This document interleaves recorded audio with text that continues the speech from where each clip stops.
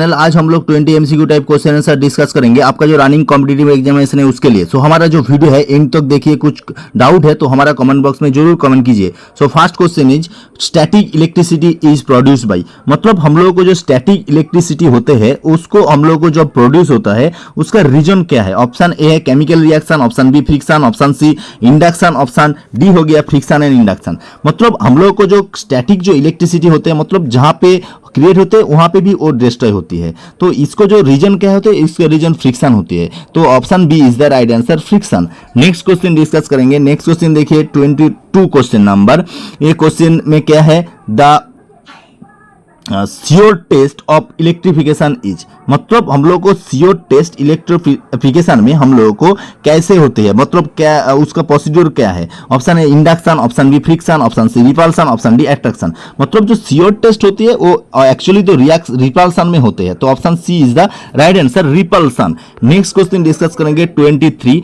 तो the space surrounding a charge body within the influence of the charge extended is called, मतलब एक surrounding जो charge body है उसमें जो चार्ज एक्सटेंड होती है, तो एक्सटेंड होती है तो उसको हम लोगों को क्या बोलना है। Option A coulombs, option B electric field, option C electric intensity, option D है लाइन ऑफ फोर्स। तो ये आप क्या किया, इसको हम लोगों को इलेक्ट्रिक फील्ड बोलते हैं, तो ऑप्शन बी हो गया right answer. Next question discuss करेंगे। नेक्स्ट क्वेश्चन देखिए, the 1 coulombs of electricity is equal to, मतलब 1 कूलम्ब इलेक्ट्रिसिटी को हम लोगों को जो वैल्यू है उसको हम लोगों को क्या बोलना है, मतलब 1 coulomb equal to how much ES ये हम लोगों को क्वेश्चन में पूछा। तो ऑप्शन ए है 3 × 10⁸, ऑप्शन बी है 3 × 10⁹, ऑप्शन डी में है 3 × 4.8 × 10⁻⁻8 एंड 8 × 10⁻11। तो हम लोगों को क्या पता है, 1 कूलम्ब इक्वल टू 3 × 10⁹ ESU। तो राइट आंसर हो गया ऑप्शन बी 3 × 10⁹ ESU।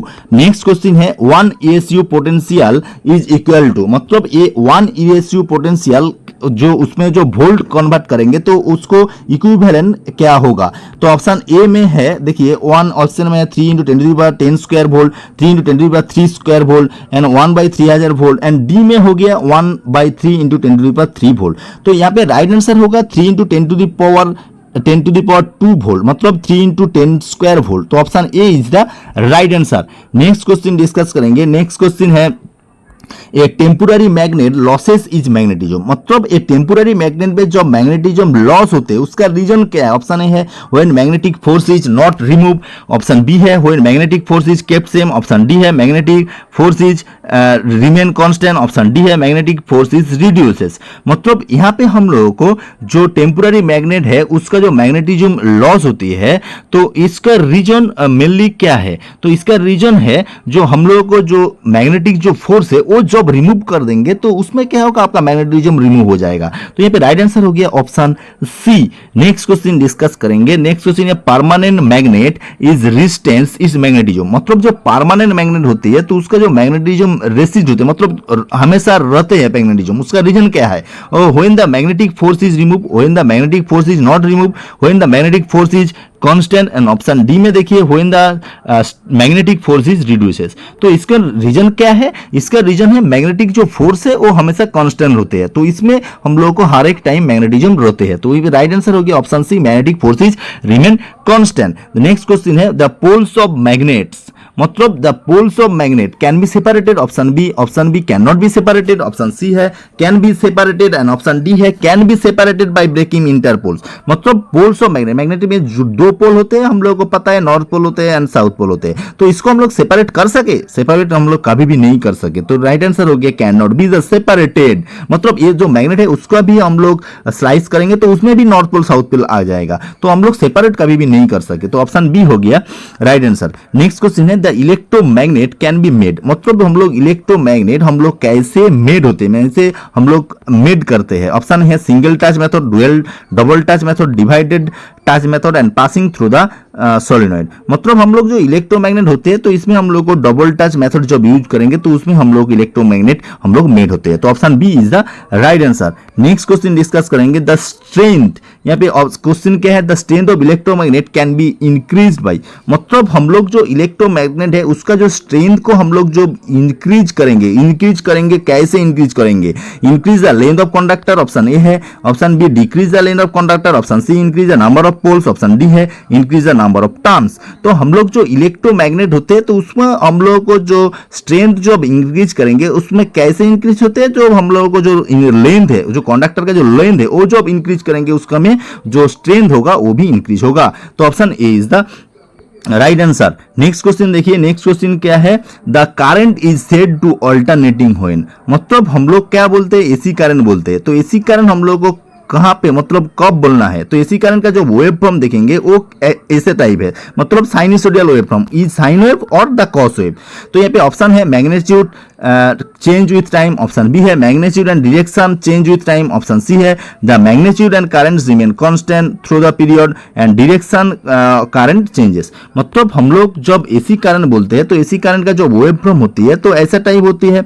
तो इसमें देखिए, इसमें जो मैग्नीट्यूड है, एम्पलीट्यूड जो है, तो एम्पलीट्यूड चेंज होती है, पॉजिटिव साइकिल होती है, नेगेटिव साइकिल होती है। उसका जो डायरेक्शन है, डायरेक्शन भी चेंज होती है हर एक टाइम का रिस्पेक्ट में, ये टाइम से साथ एम्पलीट्यूड का जो ग्राफ है। तो इसमें हम लोग को बोलना है magnitude as well as direction changes with time. तो ऑप्शन यहाँ पे ऑप्शन बी हो गया right answer, magnitude and direction of the current changes with time. तो नेक्स्ट क्वेश्चन डिस्कस करेंगे। नेक्स्ट क्वेश्चन देखिए, the current is said to be the direct current when, मतलब हम लोग डीसी करंट कहां पे बोलना है, the direction current changes with time, the magnitude of the current changes with time, the magnitude and direction changes with time, the magnitude constant with the time. तो यहाँ पे जो डीसी करंट होती है, डीसी करंट का जो graph देखेंगे ऐसा टाइप देखेंगे, यहाँ पे एम्पलीट्यूड देखेंगे, यहाँ पे टाइम देखेंगे। तो इसमें देखिए, इसमें जो डायरेक्शन होती है तो यूनिट डायरेक्शन होती है, एक वन डायरेक्शन में होती है, उसका जो मैग्नीट्यूड होती है, मैग्नीट्यूड सेम होते हैं, वो चेंजेस नहीं होते हैं। तो राइट आंसर हो गया magnitude remain constant with time, option D is the right answer. Next question discuss करेंगे। नेक्स्ट क्वेश्चन क्या है, the normal frequency adopted for AC generator in our country, मतलब आवर कंट्री मतलब इंडिया में जो normal frequency होते हैं उसका रेंज क्या होती है। तो option A 60 hertz, option B 25 hertz, option C है 50 हर्ट्ज एंड ऑप्शन डी है 30 हर्ट्ज। मतलब जो नॉर्मल जो फ्रीक्वेंसी होते हैं इंडिया में वो क्या होते हैं, हमेशा 50 हर्ट्ज होती है। तो राइट आंसर हो गया option C is the right answer, 50 hertz. Next question देखेंगे। नेक्स्ट क्वेश्चन डिस्कस करेंगे, the frequency of the machine depends upon, मतलब जो फ्रीक्वेंसी होते हैं जो मशीन का, वो फ्रीक्वेंसी कैसे डिपेंडेंट होती है, मतलब कौन सा पैरामीटर में डिपेंडेंट होती है, दो pairs of the poles, angular velocity, rating of the machine and natural supply. तो इसमें जो फ्रीक्वेंसी जो होती है वो पेयर्स ऑफ द पोल के साथ डिपेंड होती है। तो राइट आंसर हो गया pairs of the poles. Next question discuss करेंगे। नेक्स्ट क्वेश्चन है, the angle between the current and voltage is, इसको क्या बोलने हैं, करंट और वोल्टेज के साथ जो एंगल होती है, सोच लिया करंट एंड वोल्टेज के साथ एंगल मिला, तो इसको हम लोग को क्या बोलना है। Option A power factor, option B form factor, option C peak factor, option D phase difference. मतलब जो हमेशा करंट के साथ जो वोल्टेज होती है तो उसका बीच का जो एंगल होती है वो क्या है, पावर फैक्टर एंगल होती है। तो एंगल को जो बोलना है उसको पावर फैक्टर एंगल बोलना है। तो यहाँ पे पावर फैक्टर ऑप्शन में है, तो राइट आंसर हो गया आपका पावर